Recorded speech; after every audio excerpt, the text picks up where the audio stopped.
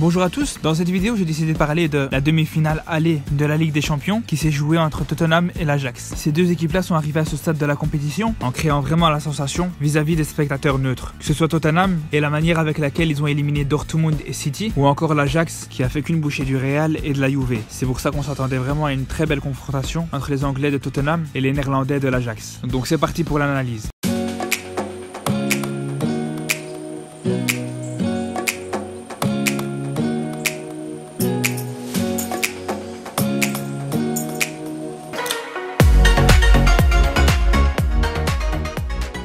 Avant de commencer, je vais vous raconter une histoire. Un jour, ma femme m'a dit que quand elle était petite, elle avait joué dans une équipe de basket. Et elle m'a parlé d'un match en particulier où elle menait au score, mais qu'elle avait une coéquipière qui s'était blessée. Donc son équipe a dû terminer le match à 4 contre 5. Du coup, son entraîneuse a demandé un temps mort et a dit à son équipe qu'il fallait changer de façon de jouer. Parce que comme vous le savez, au basket, en phase défensive, ça joue principalement au marquage individuel. Donc chaque joueur reste au marquage sur le joueur adverse. Mais ici, la coach a demandé de jouer totalement différemment. C'est-à-dire que quand une joueuse adverse avait le ballon, elle devait toutes les cartes se mettre sur elle pour essayer de la gêner. Et donc c'est grâce à cette technique un petit peu spéciale que l'équipe de ma femme a pu gagner son match. Bon, je pense que vous avez compris que si je vous raconte ça, c'est pas pour le plaisir de vous parler de ma vie, mais c'est pour vous expliquer avec un exemple concret le pressing de l'Ajax. Bien sûr, c'est pas exactement comme ça que les Hollandais jouaient, mais il y a quelques similitudes dans l'exemple que je vous ai pris, parce que par moment dans le pressing de l'Ajax, on avait vraiment tendance à trouver ce type de désordre organisé. À plusieurs reprises, on a eu l'occasion de voir les 4 joueurs offensifs de l'Ajax se concentrer sur le même joueur dans le pressing. Dans l'exemple que je vous présente ici, on a Ziyech et Van de Beek qui tentent d'empêcher le joueur de Tottenham à relancer vers l'avant, et justement le fait qu'il y ait 2 joueurs qui font le pressing sur le porteur du ballon, ça permet de fermer un plus grand angle de passe que si ça avait été un seul joueur qui était au pressing. De l'autre côté, on a Neres qui est là pour boucher la passe latérale, et enfin il y a Tadic qui a pour rôle d'empêcher la passe en retrait. Et même si cette technique a été très efficace, j'insiste bien sur le fait que les joueurs de l'Ajax n'ont pas pressé uniquement comme ça, et on voyait bien sûr le pressing un peu plus classique, mais je voulais juste attirer un petit peu votre attention sur cette méthode très originale. D'ailleurs, c'est vraiment pas étonnant de voir que c'est l'Ajax qui utilise ce genre de stratagème, parce que l'Ajax est bien connu depuis toujours pour apporter des innovations dans le football. D'ailleurs, Johan Cruyff dit dans son livre que quand il entraînait l'Ajax, il aimait bien s'intéresser aux autres sports pour pouvoir appliquer leurs idées dans son équipe. Mais sinon, dans le pressing classique, on va dire entre guillemets en 1 contre 1, là aussi les joueurs de l'Ajax ont été exceptionnels. Mais surtout Ziyech qui a été vraiment excellent dans ce domaine, étant donné qu'à lui tout seul il a récupéré 6 ballons. C'est le record de ce match. Mais Van de Beek et De Jong ont été vraiment exceptionnels aussi dans ce domaine, parce qu'en ce qui leur concerne, ils en ont récupéré 4 chacun. Donc voilà, comme dans les tours précédents, le pressing a été vraiment la plus grosse des armes de cette équipe de l'Ajax, surtout au début des 2 mi-temps. Après, dans cette vidéo, vous avez remarqué que je parle plus de l'Ajax, mais c'est vrai que du côté de Tottenham, il y a beaucoup moins à dire. Les Anglais n'ont pas eu beaucoup d'occasions, et la seule fois où ils étaient dangereux, c'est sur les coups de pied arrêtés, que ce soit avec Alderweireld dans la première mi-temps ou avec Dele Alli en deuxième mi-temps. Mais je pense que la plus belle action de l'équipe de Pochettino, c'est l'enchaînement sombrero-crochet de Llorente en début de deuxième mi-temps. Après, je pense que les Londoniens ont vraiment eu 2 visages, que ce soit avant l'entrée de Sissoko, où ils étaient vraiment à la rue, et on était persuadé que ce match allait se terminer sur une victoire large de l'Ajax, tellement qu'on a vu une grande facilité de la part des Hollandais à relancer proprement, que ce soit en passant par l'axe, en trouvant Schön et De Jong, ou en passant sur les côtés. Mais l'entrée de Sissoko a vraiment donné un autre visage à son équipe, tellement qu'il a apporté de la densité au milieu de terrain. Les coéquipiers de Ziyech ont eu beaucoup plus de difficultés à construire. Mais cette difficulté à construire a été en grande partie à cause de Veltman, parce que pour moi, l'arrière droit de l'Ajax, c'est vraiment le point faible de son équipe au niveau offensif. Après, défensivement, il n'y a rien à dire. Je trouve même qu'il a sorti un très grand match. Mais le problème, c'est que balle au pied, il est beaucoup trop maladroit, et à cause de ça, il a affaibli son côté droit sur le plan offensif.